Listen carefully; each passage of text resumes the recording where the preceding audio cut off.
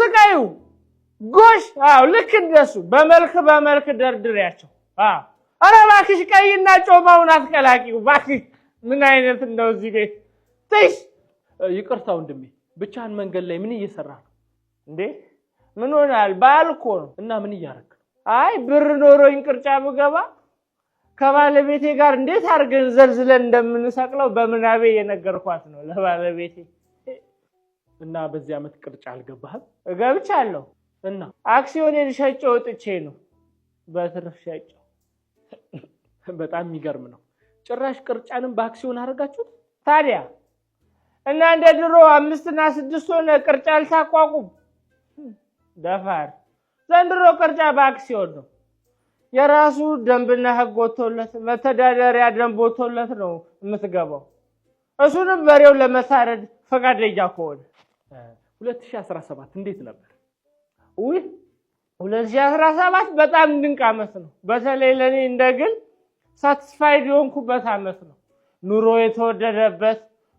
ይቅርታ ይሄ ይቆረጣል ለካ አንዳንድ አካላት ኑሮ ተወደዳት በሉ ብለዋል ዘይትና ስንዴ በራችንን ያንኳኩ የሰጡን ይመስል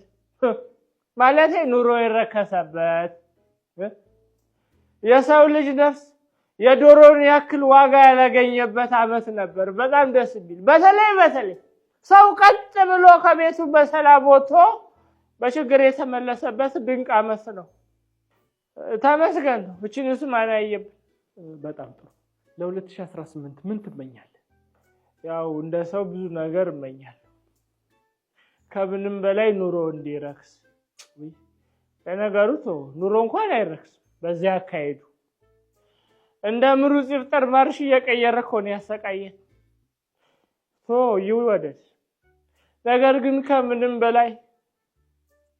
ክቡሩ የሰው ልጅ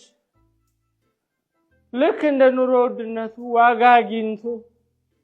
ተከብሮ በሀገሩ እንዲኖር እመኛለሁ ማንም በየጢሻው አይሙት